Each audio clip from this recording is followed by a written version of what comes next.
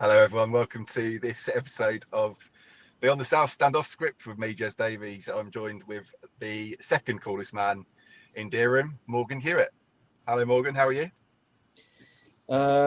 I'm okay. I'm good, thank you. Good. I can feel the enthusiasm absolutely dripping off you for today, so this is going to be great. Hang on. Isn't this our penultimate of the South of the off scripts? Is it? It could be our last. So, but yeah, it's definitely up there as one of the last ones. So, I guess without further ado, it's probably a good time to introduce our guest today, who is the coolest man in Dereham, Mr. Ben Page. Welcome to the show. Thank you very much. Thank you. I like that intro. When you got the second coolest, I had a bit of an idea where you were going. Look at Morgan though. How is he he's not the second coolest, is he? An overweight, bald Wimbledon fan. He's like basically a heartthrob. Don't. I mean, I can't get through the door these days. Not because of all the fan mail, but just because I lost my keys. Yeah. Good job this is called off script, right? Oh, exactly. Yeah. I was just about to say Morgan is the Celine Dion of Dereham Town FC. So my heart will go on. Yeah, near far wherever you are. Yeah. Good. So yeah, I mean, look, we've got you on because you are a fan of a team that have been promoted this season, which is well, I suppose first off, congratulations on that. Always good to see the Wombles. I don't know if you'd still call yourself that. Yeah. Go through the leagues. It will always be the Wombles. Yeah. No. So I mean, I think your story's relatively unique, isn't it? I think perhaps start off with the crazy gang of the late 80s, early 90s, and perhaps what that meant to you back then. And we'll start with that, I guess. The famous FA Cup win. What are your memories of that? I mean, you might be overestimating how old I am. I mean, I know I've got a newborn and I look tired, but I was two.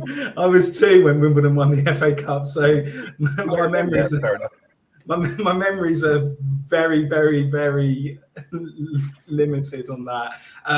Obviously, watched the final back two or three times. Have either of you guys ever watched that final? Bits and pieces of it. I always remember Vinnie Jones going through a Liverpool player in the opening few minutes. It's one of the. That was the modern day. Okay. I was just going to say it's one of the worst. Being brought up in the with football in the kind of mid 90s onwards, watching that back is one of the most horrendous watches. I don't think it's unique to that particular game. I think the game was different then. So when obviously Wimbledon were the underdogs for the game and really needed to defend a lot and to make things uncomfortable for Liverpool. And the biggest tool that Wimbledon had then, and a lot of teams that were playing big name clubs, were you could pass back. So there was so much of the game where our defence just went back to Dave Besson and he would pick the ball up and boot it long, which obviously we became sort of synonymous with that long ball kind of play, because back then you run out of options, you pass back to keeper, they pick it up and knock it long. It's not an exciting game to watch. I think I've watched it, let's say 2 or 3 times for nostalgia. Those 2 or 3 times I've probably got up and made a cup of tea during the times where I know there's not a lot going on. But I mean, it's an incredible game. I mean, I think it was Beards. I'm sure it's Beardsley had a goal disallowed for Liverpool, which was obviously an absolutely crucial point in that game. Had that have counted, then it would have been a completely different result. Same with Aldridge missing that penalty, doing a discredit to Besson. If Besson hadn't saved that Aldridge penalty, the result would have been completely different. It was one of those days in football and one of those games in football where everything just aligned, and it will. It won't be. I know there's been similar incidents since, but I don't think that kind of gap in quality in teams, I don't think that will be done again. If it is ever done again, it'll be, it won't. It'll be a lot more of an exciting game. That's what I'm trying to get at. But yeah, in retrospect, looking at it as a fan of football, real fan of football in the 90s, where I think, not to take anything away from today's game, but it's a lot more like chess now.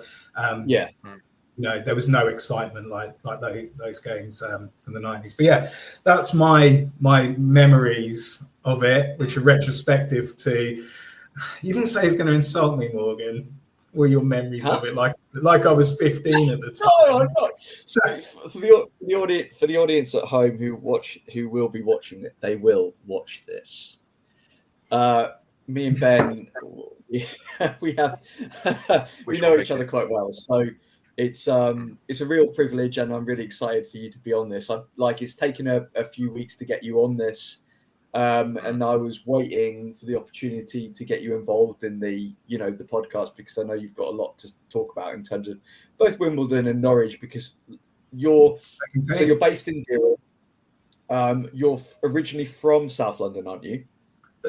I was born in Slough, and we were from that kind of area and moved up to my family. Our parents are all from Norfolk, so we moved up here when I was young. But you can take the boy out of Wimbledon, as they say.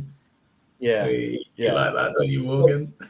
I love it. But you know a little bit about Norwich as well. So it's kind of I suppose like Jez was Luton and me with Spurs. Norwich is probably your second team. Is that fair to say? 100%. I mean, I've been to more Norwich games than I have Wimbledon games, because when I was younger and it was kids for £1 at Carrow Road, for 2 seasons I went to almost every single home game.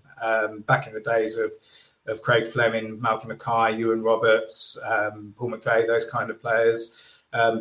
Norwich at their absolute finest. Used to go loads. So they became, and obviously when Wimbledon was taken over, was franchised, was destroyed, and that whole thing happened, Norwich, became someone for me to follow until, the phoenix rose kind of from the ashes. So they mean a lot to me. Jez has had enough. Jez is gone. Don't worry, I'll keep it going. I think it's a really interesting, the Wimbledon story, the AFC Wimbledon story is really, really interesting. I think, let's start with you telling us about your first memories of supporting AFC Wimbledon and how that came about and where that took you. Yeah, sure. So I mean, the one thing I don't know what your audience age demographic is, but you have to remember this happened back before the internet had really taken off. You relied on CFAX and teletext to get your football news and to follow what was going on. Unless, of course, you were wealthy, and he returns. Unless you're wealthy enough to have a Sky subscription, you really heavily relied on newspapers, CFAX, teletext, to see what was going on. And I lived in Norfolk, and I guess when Wimbledon disbanded, I was maybe 16, 17. So I was of an age where I was more interested in underage drinking, shagging, and not caring too much about football. So it's a family podcast, Ben. You can edit it. Okay. So I when Wimbledon disbanded, I was around about 16, 17, and I was more interested in doing things that teenagers of that age like to do. So I guess I knew there were things going on. I knew Ivor Heller was like looking at trying to bring the club back. I knew the fans were kind of getting behind that, but you don't ever think that kind of thing's got any traction. And if it does, it's going to be an amateur football club playing, combined counties leagues and just bouncing around there. So I didn't really think a lot of it to start with. I did try and follow everything I could follow. I mean, there's Wimbledon fans out there who would be able to give you the whole background of that because they lived locally. I mean, I was in Norfolk, and I don't, I'm a big fan. I watch as many games as I can on iFollow, which is most of our games. But of late, I used to go to a lot of away games, but of late I haven't been able to so much. But there were people that could actually tell you everything that went on at that time. But for me, it was just seeing these little sparks that, actually, we're in the Combined Counties League Division 3. We're top of that. Wow, what's going on here? And then at the end of the season, we actually got promoted. That's good. And just kind of keeping an eye on what was happening whilst not massively supporting Norwich, but I was still following Norwich and enjoying watching Norwich. And it got to the point where it's like, well, we're hitting the National League South now, or whatever it was called then. Things could happen. Like, we could actually get back to the Football League and become a professional football team. So by this time, the internet's becoming more accessible. You can follow your team a bit more. It's still difficult to watch the team without, traveling down to London. Again, early 20s, doing the things that lads in their early 20s do. And before I knew it, it's like, here we are, we're in the league, we're in the conference, and we're looking at playoff promotion hopes, and all of a sudden we're in League Two, and it's just, I've probably been following us when we were hit the National League South, and it's just like, how has this actually picked up so much traction to the point where our attendance records were smashing everything in those leagues. We were getting better attendances than teams like Bradford, who were slipping down the league at that point, slipping down the leagues from the Premier League. We were getting more fans in these tiny little Durham Town kind of stadiums, Morgan, that kind of thing, where you got a small place to sit and stand in. We, filling these with like thousands of people, 2,000-3,000 of people. And it was, I think everyone started to take note when these attendance figures were going up, and it was like, we'd broken the record of consecutive promotions. It was just a really exciting time for diehard Wimbledon fans that were living there and going week in, week out. And for me, people that had lost their club and all of a sudden managed to find it again. Yeah, I mean, just for those, I mean, there will be Norwich fans watching, or hopefully watching this, all 5 of them. But like, for the uninitiated, myself included, I remember the crazy gang of the early 90s, 93, 94. John Fashanu. It was a Marcus Gale you had as well. Yeah, he played for AFC Wimbledon for a while at left back as well. He came over. And obviously Vinnie Jones and so on. Well, what happened? Like, because obviously you had, we touched on this a second ago, but what actually happened to turn AFC Wimbledon's world upside down? It was just financially driven, and the fact that we couldn't afford our own stadium, there was no room to build in London at the time, and I think it was the easiest thing to look outside of London, for the people who deal with the money. It was easier to look at away from London and not worry about the consequences of that and the people that would be affected by that. I mean, they do it in NFL all the time. Like these big NFL teams move across country, and all of a sudden you've got a big football team, American football team, coming into your backyard, and it's amazing. It doesn't work in the UK because one thing that I've found from going to, I didn't go to an American football game or soccer game, but when I was in America, I went to see the Detroit Red Wings ice hockey team play. They barely any fans follow away from home. So you go to these stadiums for most sport events in America, and it's just home fans. You can't do that in the UK because the whole away day thing, when it comes to any sport, is such a big part of the club, to the point where if you go on away days, there's so much more passion and so much more following from the fans on away days than what there is at home days. You can go to some stadiums in the UK and you're like, oh, they've got terrible fans. You know, we drowned them out. Like, their fans are terrible. Then you get them come to your backyard. Like, I hate to say it, I went to see Fulham Ipswich earlier on this year, and I've been to Portman Road loads, and their fans are quiet a lot of the time. I'm not going to slag them off because there might be some that are interested in this. But Fulham Ipswich, the Ipswich fans in that tiny little corner of Craven Cottage absolutely destroyed the place. Like, they were basically the sound of the stadium that day. Yeah, you guys. So that's why doing something like moving the club doesn't work. And when it's just money led and money orientated, nothing good's going to come. Which is why the majority of football fans in the UK don't have any time for Milton Keynes fans, or just Milton Keynes, I should call them.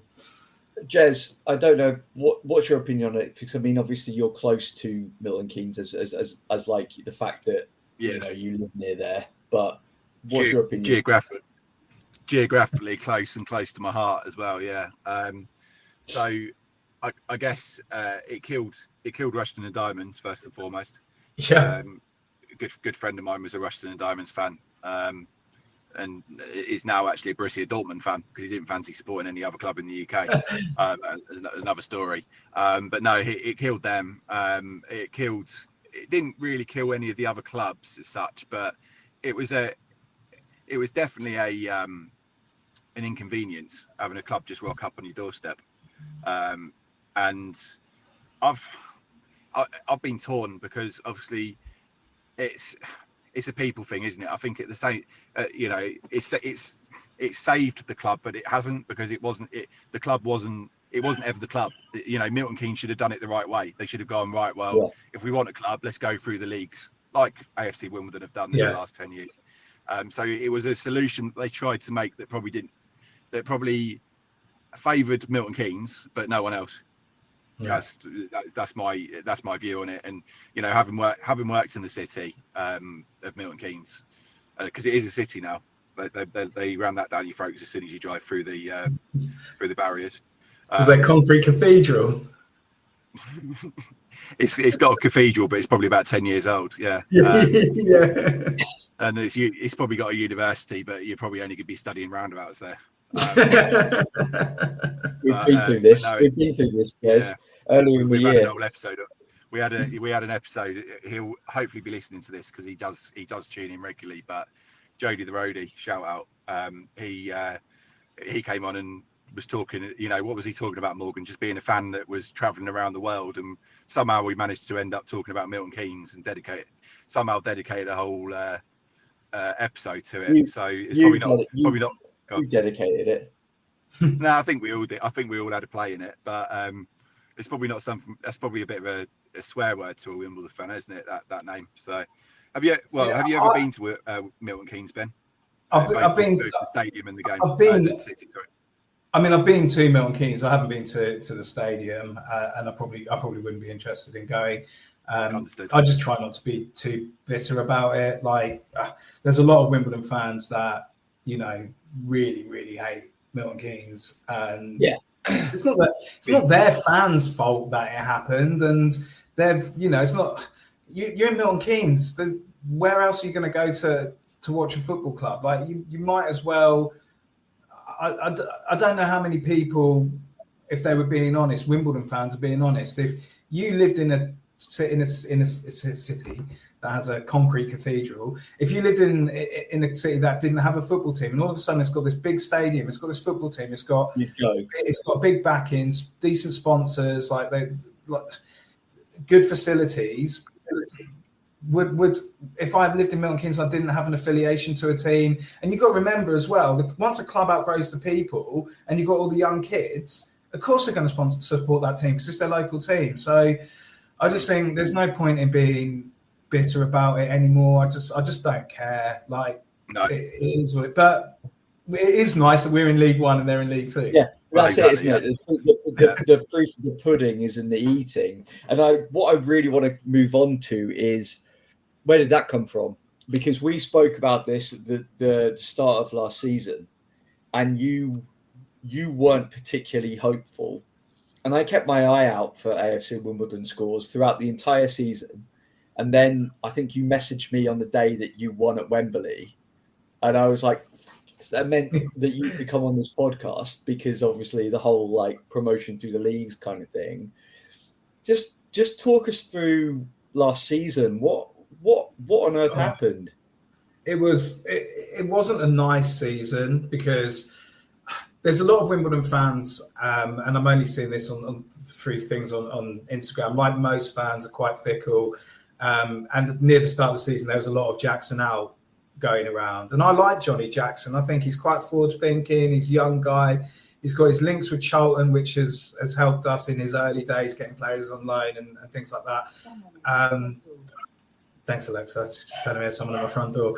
I think he's a good manager, and he was someone different to what we'd had the previous, since Neil Ardley. Neil Ardley was the last manager I was really into, ex-Wimbledon, kind of forward thinking. He's kind of not done a lot, really, bless him, following Wimbledon. But anyway, so we kind of started off, and it was a bit sporadic, and it's one of those seasons where you pick up some form and you think, here we go, like Matty Stevens scoring for fun, like top goal scorer in the league, and then then the teams around us that were around us would start doing poorly, and we're jumping up and we're flirting with second. Obviously, there was the flood.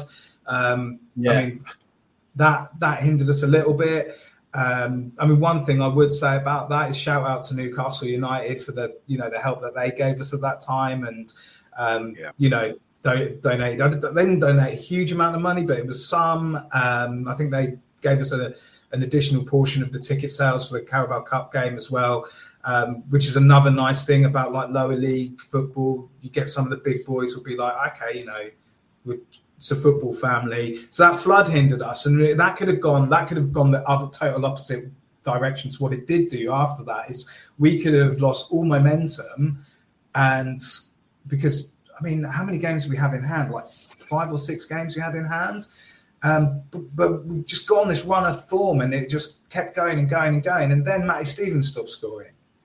A bit like the whole, I can't remember his name, at Walsall, when he went back to wherever it was, where he was on loan.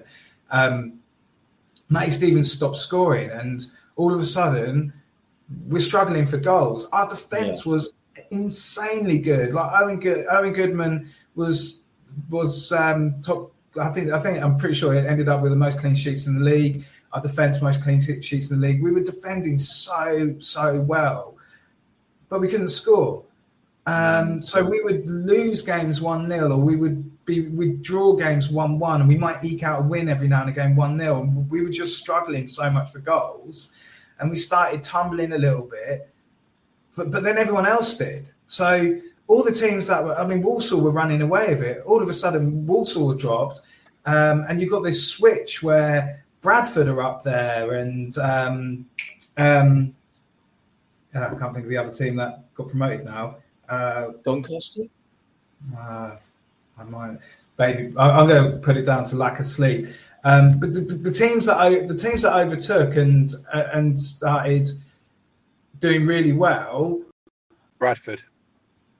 Bradford. There's another team. Anyway, so all those teams that were like doing really well dropped down, and then all those other teams that took over. But we kind of just stayed where we were. It's like our form's not that great, but we're picking up draws where teams around us were losing. And at this point of the season, I'm just like, we can smell automatic promotion. Like, we just need to win one of these games that we're drawing. We need to win. And we didn't, and it just kept going like that. And it got to the end of the season, and it's like, oh, great, here we go, playoffs. And then, do we talk about Sam Hutchinson having a heart attack against Grimsby and then scoring and playing the rest of the game? Like, you don't get that in any other league. Guy had a heart attack, played the whole game, scored. Signed a new contract. I'm not surprised either. But I'm not surprised we gave him it. I didn't know about that. Yeah, I think that kind of epitomizes as well the type of club that Wimbledon are. Is you've got players like that who, I mean, if I had a heart attack, I probably wouldn't play the rest of the game, but just digging in. So the whole season was so stop-start after that like purple patch, and it was stressful. Yeah. And if you could have seen me, I was going to go to Wembley, but then Lucy was my wife, really heavily pregnant, and I just didn't want to be away from her in case anything happened. So I watched it on TV, and 80 minutes I was pacing. At the 80th minute, I was like pacing around the house, and I was like peeking in from around the doors, like almost like when you watch a scary film, you're like hiding behind a cushion or something. And the elation when it finished, and I think one of the first things I did was message Morgan just to. You did. Yeah, I was like, great, you can come on the Beyond the South stand now. So and just waffle on. Because that's great. I love the story. Yeah, I mean, I think like Jez, I mean, you can draw so obviously Jez, we talk about this a lot. I give him shit for it all the time. Jez's second team's Luton. But can you draw comparisons between Luton and the AFC Wimbledon, Jez? So I think it's yes and no. I think it's quite a different story, isn't it? Because Wimbledon went out of existence, and that was kind of it. Not it, you know what I mean? They then had to start afresh because of the whole aforementioned Milton Keynes fiasco. So I think it was a very different journey, and one of what's the word I'm looking for here? Almost like a bigger story, almost, because they literally had to start from scratch. Whereas Luton went down to a certain level, stayed there for a few years, and then went all the way back up again. So I guess really, as I say, very different stories. But no, equally good to see Wimbledon coming back through again. And I guess sort of the next question really is, Ben, is what's next? Do you foresee a time where Wimbledon could do the unthinkable and perhaps go all the way back up again? I mean, we're Bookie's favourite to go down, so we'll throw that. The difficulty is being a fan-owned club, and luckily we've had a bit of financial input this year through John Green, the author, the American author, he sponsored our shorts for ages with his "Don't Forget to Be Awesome" logo, which is a bit cheesy, but the guy's amazing for the club. Again, other fans have different views on him. I like the guy. Some of his books have been made into movies, so he's obviously got a little bit of money, not Ryan Reynolds kind of money. But him and some of his friends have just invested, I think, maybe a 1 or 2% stake within the club. And the money that they've invested is going to go towards some of the debt we have, which honestly isn't a great deal. But the less debt, and Norwich fans probably, I don't know if they'll agree with this, because sometimes not having any debt means that you go stagnant. But Norwich are in such a strong position from not having much debt, where things could start progressing really quickly under the right leadership. So I kind of think the same for us. If we don't have any debt, and then any money we do have can look to snowballing into something good. I mean, are you still there, Morgan? He looks like he's frozen. I think the promising thing would be that last season, Alistair Smith was one of our key midfielders on loan. He signed permanently. We signed Marcus Brown, who, let's be fair, should have been. I think the thing with moving forwards is getting the right people, and with our transfers this year, keeping Alistair Smith after his loan spell is massive. Signing Marcus Brown again after his temporary contract is huge for us. He'll be a massive player for us. We re-signed Steve Seddon and Joe McDonnell, who've played for us in the past, just a bit of experience. We haven't gone like massive on loan players, which I think if you're going to move forwards, that's the kind of thing you need. Can you move forwards and get to the Championship with a fan-owned club? I don't know. I just want to delve into that a bit more, because again, for other viewers of this that aren't Dons fans, explain the fan-owned club thing. So to the point where I understand it. So very basically, any fan can own shares within the club. So I pay whatever it is a year, 30 or 40, 50 quid, I don't know, I can't remember. Goes out my bank every year, and I get to keep my one share in AFC Wimbledon. Okay. We own, I guess, I don't know what the actual numbers are. I guess we own the majority, so at least a 51% share within the club. And then there are investors, and then this, like the John Green and Friends investment as well.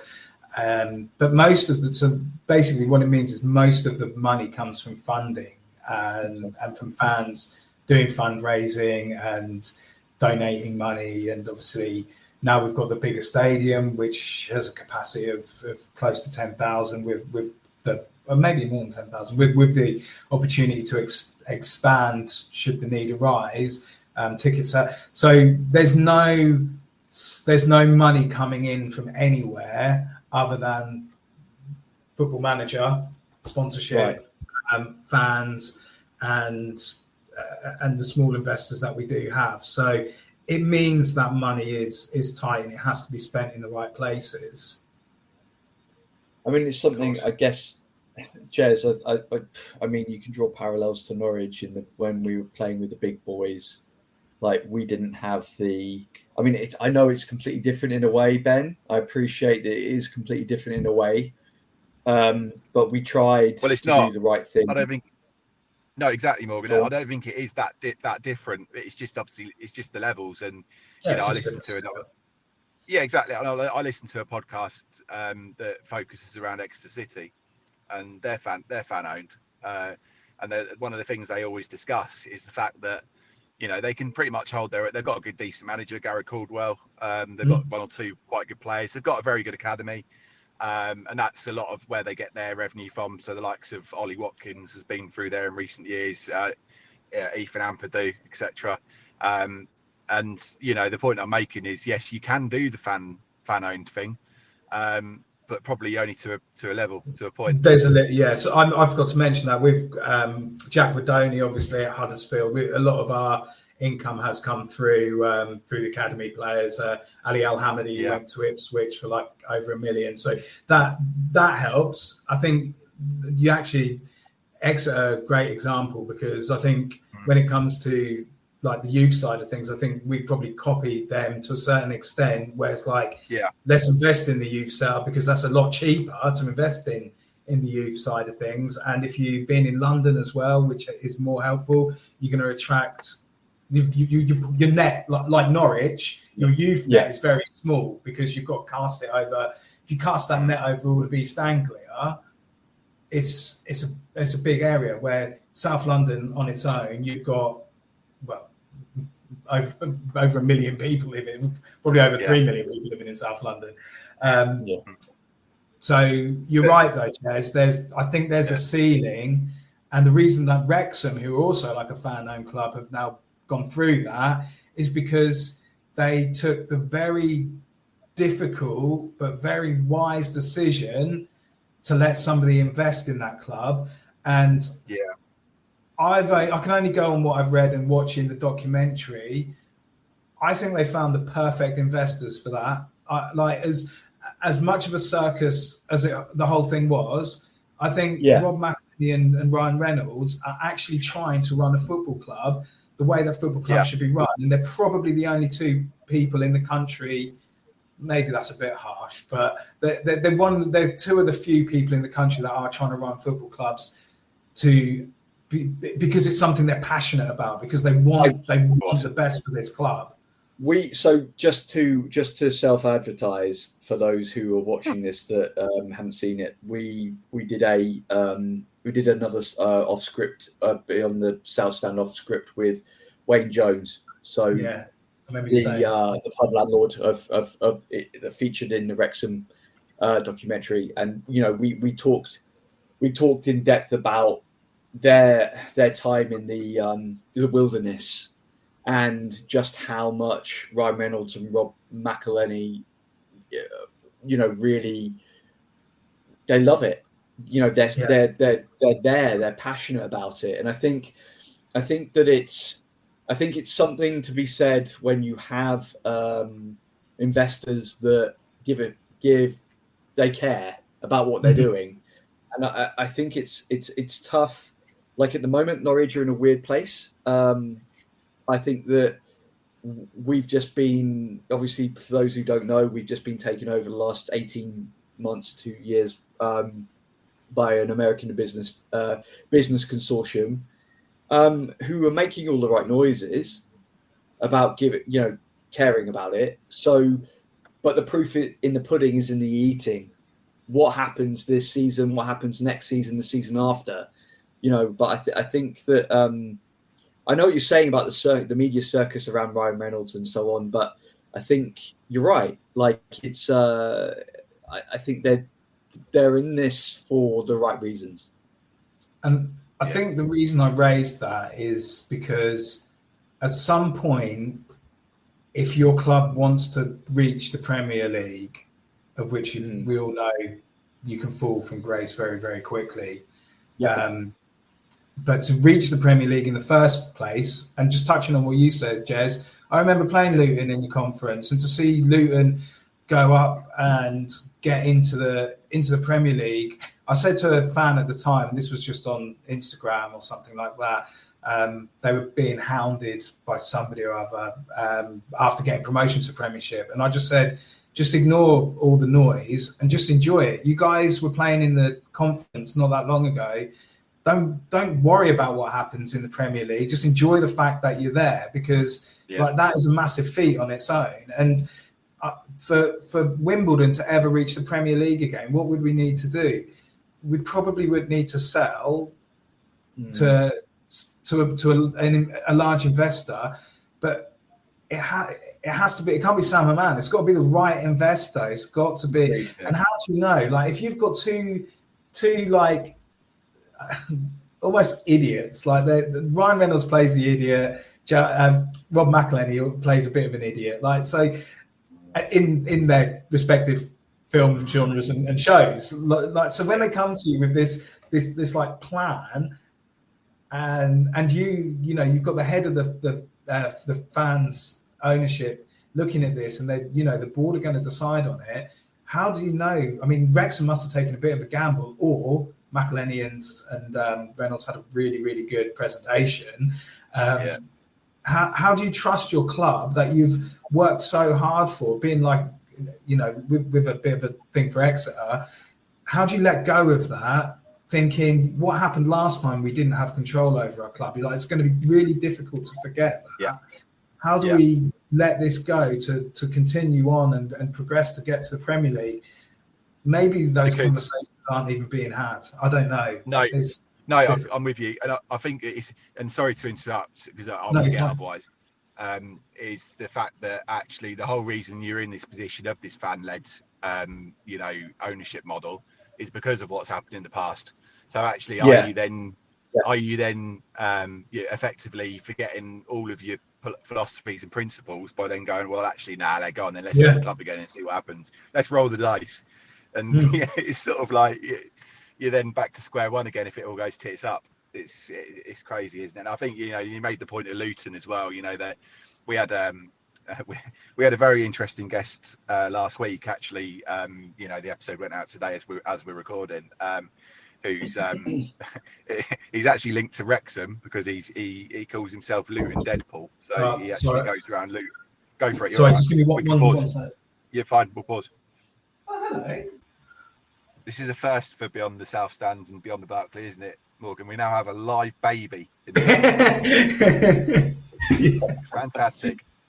And I don't mean Ben. Okay, anyway. Yes, we were talking about, he's got links to Wrexham kind of, because he dresses as Deadpool and goes into Luton Town Centre and raises a lot of money. So, so the point, you're going to be playing him again next season because obviously they're falling down. And the point that he made there was they rose so far to fall so far down again is that they kind of almost sort of like it came too quickly for them. That success come too quickly. So you kind of got to you've kind of got to. You're right, Ben. Yeah, carry on. I'll hide him a little bit. He's fine. He's absolutely fine. It's nice to see. As Morgan continually says, this is a family show, and catchphrase. This is the true meaning of that, isn't it? So, I mean, Morgan, should we do the random question of the week? Do you know about this, Ben? You said something about the random question of the week, and it could be quite obscure. Every time I come up, we usually, so the whole premise of this thing is off script. So usually Jez will concoct a bunch of questions and send them over to the fan. But I was like, well, what this summer? Let's just have a conversation and see where it goes. But there's obviously always the random question of the week, which is about what I'm going to unleash on you now. It's in keeping with it's in keeping with a theme, a constant theme in our relationship, Ben. So I have to spin the chair because if I don't, I get told off. Get on with it. Yeah, exactly. Random question of the week. Jez is not overly impressed with that by the looks of things. No, I've seen it about 400 times. So. Is that a staple? So that is a staple. That happens every time. Every week. Every week. Yeah. Otherwise, I get my hand slapped. So it's a constant theme between my relationship. You and Jez have a symbiotic kind of. There's a link between you both. Both of you love this haircut. This, don't you? You always bring it up every single time. There's an opportunity to talk about my hair. Barney of the week. But Ben, you won that. But Ben, we've been there many times in the Cock, which is a pub in Durham, not anything else. A shout out to the Cock in Durham. It's close, Ben, mate. If you could, well, I'll be back soon. If you could have any kind of haircut, type, color, style, what would it be and why? I think it's got to be a mullet, hasn't it? All business at the front and a party at the back. Okay, but what? No, seriously though. Have any of you watched Strange New Worlds, the new Star Trek thing on Paramount Plus? No, so there are other sci-fi shows out there. There are, but they're not relevant to this question. I got my bit of a sci-fi nerd, stormtrooper in my class. So it's basically it's a show that follows Captain Pike, and the guy who plays him is Anson someone or other, because again my brain's not working, and he has similar hair to you in a way, Morgan, but he's like a silver fox. And I was watching it the other day, and Lucy came in, and I just said to her, I was like, look how good this guy looks for being like in his 50s. Let me see if I can get a photograph of him. His hair is like incredible. And if I could have reached even 22 with this volume of hair, I'd have been very happy. There's got to be a photo of him somewhere.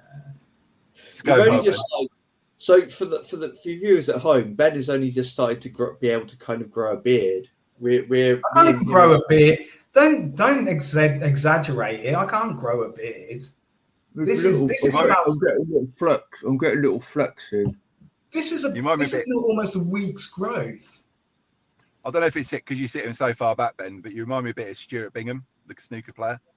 Stuart Bingham. I don't even know who that is, but is that a compliment? Just take it. He's a for a snooker player, relatively good-looking lad, I'd say. Right, look at this Barnet. And Morgan, when yours goes grey and you stop dyeing it, you too could have a Barnet like this. I don't dye my hair. Look at that Barnet. Yeah. Oh, What? Darren Huckabee-esque, I'd say. What a distinguished gentleman. So that would be my hair because, Very good. one, I'd love to have ever been able to go grey. Like, that would have been cool to go grey. Your eyebrows might go grey. Shut up, Morgan. They're ginger anyway. It's because just go from ginger to grey. And two, to have that kind of volume and to look as handsome as Morgan Hewitt would just be like a dream come true. This is why I hang out with him, Jez. That's why I hang out with him. Jez, what about you? Because of late, Jez, through most episodes, has been doing this loads. I pulled him up on it the other day. I said, "What's wrong? Why do you keep running your fingers through your hair, Jez?" Yeah, I mean the problem these days is I ain't got a forehead anymore. I've got a six head. It's unfortunately it's going to keep going back, I think. But the problem, I don't know. I'd quite like it, sort of like a bit of a Barry Blowback effect with it shaved at the back, but still all cut in nice. Does that make sense? It makes sense. You know what I mean? So yeah, it's a bit like the old Ice Gem. So is that what? So what's your favourite style? What would you want? I mean, I usually sort of just have it across like that, and flicks in. But I get the problem I have is I like having my haircut, which sounds strange, maybe I don't know, but I haven't got the patience for it to grow to have that kind of effect of it sort of going back, if that makes sense. So it's never actually long enough to get the style that I want. So yeah, that would be my answer. I'd like a little like hipster, the little hipster rat tail or something. Definitely not the bun. Slicked right back, shaved. You got the right head for that. Little hipster. Yeah. You mean round glasses. Failing that, shall I go for the Taribo West? Yeah. You mean like a Jedi, basically? No, he had the old like bunches, didn't he, either side that were green because depending on who he played for. If he played for Inter Milan, they were blue. But if he played for Nigeria, they were green. You must remember Taribo West. Yeah, I didn't know he did that though. Yeah, I'm almost certain he did. I might be massively off that, but I'm almost certain he used to do that. Gentlemen, it's been brilliant. I've absolutely I've really enjoyed hearing about Wimbledon, and it's as I said at the very start, it's such a unique story, and I really hope that they do well next season. Ben, is there anyone you want to give a little shout out to? I mean, just the people that are doing everything, the volunteers at Wimbledon, AFC Wimbledon, who are there day in, day out, giving their time for free. Just all, the staff and everyone, but the people that keep the club going, that, the unsung heroes who get absolutely nada for it, is the volunteers. And there's a huge amount of diehard volunteers at AFC Wimbledon. So I'm going to give them a shout out because they deserve it, rather than shouting out anybody that I know for no reason. So yeah, those guys keep up the hard work. Without you guys, the club wouldn't exist, because the monetary saving there is humongous. So I genuinely believe, and I think a lot of people at the club would believe, the club wouldn't exist without those volunteers. So thanks for your hard work. Yeah, no, thank you. And Morgan, we've got some big episodes coming up next few weeks, haven't we, my friend? Perhaps you'd like to just give a flavour for what we've got coming up in August. So on Bet, let's sort of off the back of what Ben said, we've got fan of the year, Sue Cottrell, who works really hard for the Community Sports Foundation for Norwich. Also, the head Ian of a Community Sports Foundation. We'll be chatting to him. Yeah. And we're releasing an episode involving Chris Reeve as well, who's of Talk Norwich City fame, one of the most prominent Norwich City themed podcasts out there, who does an incredible job. Yeah. Him and Jack Reeve, can't be understated how much investment they have in the club and the work they put in. So it's kind of keeping in that theme of what you said, Ben, about community. But yeah, I mean, that's that's going to keep us busy over the course of the next month, as well as the start of the new season, guys. Absolutely. And this episode was kindly supported and sponsored by Master Seal. So if you ever need Thank you, Master Seal. Thank you, Master Seal. If there's any like sealant that you need around your bathtub, yeah, Master Seal. They're the guys. And I'll put a link in the all the doodah for that. That's the technical term, Ben. Let's have a look at the baby then before you go. Yeah. If you're comfortable. Miles. His name's Miles. Miles. I said, let's have a look at the baby if you're comfortable. Here he is. Oh, Miles. He'll either be a future Don or he'll be a Spurs fan because my father-in-law is a big Spurs fan, and either that or he'll be Norwich. And quite frankly, if he's Norwich, I'll be happy about it because I can go and watch a load of games with him. I don't think he'll be interested in the standard of football Wimbledon are playing. So if he really loves football, he's going to end up following like Spurs or Man City. But I'll try my best to make it like a local team. Good thing. The good thing is about Miles is he looks like Lucy. Yeah. He's got more. I was going to say he's got more hair than you as well, Ben. So that's literally his whole life he's had more hair than me. Yeah, depressing. Oh, thank you guys. Thank you guys for having me on. It's been fun. It's been nice to just talk about Wimbledon without anyone going, this is boring. That's probably the most I've ever spoken about my team. We're happy. Good luck with what you guys are doing because Morgan keeps me afloat of what's going on. I haven't listened to anywhere near as much as I should have. In fact, the only episode I listened to in full was the Chris Gorham one, which that was really early days when you spoke with Chris Gorham, and I thought was really, really interesting because he's just a fantastic guy. But I'll have to listen to some more. I'll get Morgan to give me like his top 10 picks and this. You guys are doing quite well from what I hear. That's good. I'm glad to hear it. Thank you. I mean, any of the episodes before January generally consider the better ones, but January after are quite good as well, to be honest. So definitely.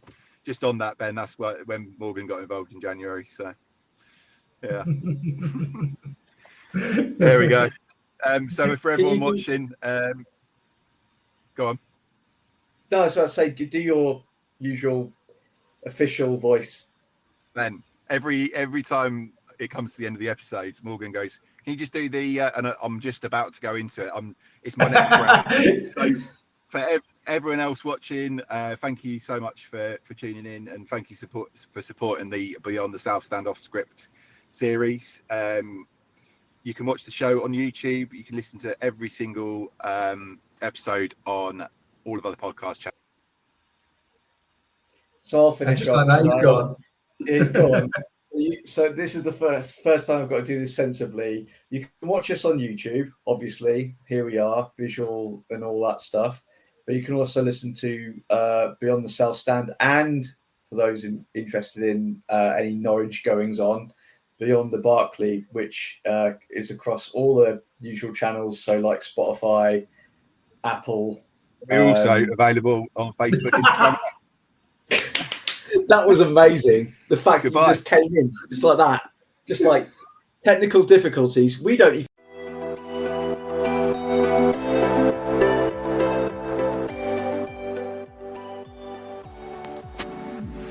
That's all for this episode of Beyond the Barclay. Thanks for listening and supporting the podcast. If you enjoyed it, be sure to follow, leave a review, and share it with fellow Norwich City fans.